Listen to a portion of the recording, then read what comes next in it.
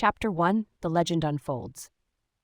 The old diner's fluorescent lights flickered, casting long shadows across the worn linoleum floor.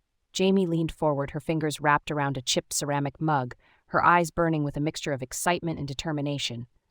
Sam, Mia, and Alex sat around her, the weight of anticipation hanging in the air like thick smoke. "I'm telling you," Jamie began, her voice low and intense, "the stories about the old train tunnel aren't just local gossip anymore." Sam rolled his eyes, but there was a subtle tension in his jaw that betrayed his skepticism. "Another urban legend, Jamie. We've heard 100 of these." Mia shifted uncomfortably, her fingers tracing the worn edge of a local history book she'd brought along. Unlike Sam, she knew the town's legends weren't just empty stories. "The tunnel has a history," she said softly. "My grandfather used to tell me stories about the strange things that happened there." Alex remained unusually quiet, his gaze fixed on a point just beyond the window. Something about his stillness made Jamie watch him more closely. There was something different in his demeanor, a hint of recognition, perhaps even a flicker of something deeper. "What kind of stories?" Jamie pressed, her curiosity mounting. Mia took a deep breath. "People who entered the tunnel never quite came back the same. Whispers, secrets revealed, friendships torn apart."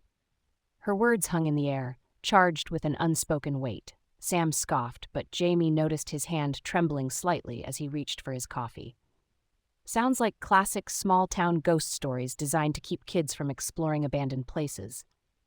"Maybe," Jamie said, her eyes never leaving Alex, who seemed to be deliberately avoiding her gaze. "But what if there's more to it?"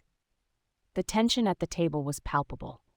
Alex finally spoke, his voice carefully controlled. "Some legends are better left unexplored." Jamie recognized the warning in his tone, but it only fueled her determination. She'd always been the one to challenge the unknown, to push boundaries. The tunnel represented more than just a local myth to her. It was a challenge, a mystery waiting to be unraveled. "We should go," she said suddenly. The statement wasn't a suggestion, but a declaration. Sam laughed nervously. "You can't be serious." Mia's expression was a mix of fear and fascination. "The tunnel has a way of revealing things," she whispered, almost to herself. Alex remained silent, but Jamie caught a fleeting expression. Was it fear? Anticipation? Something darker?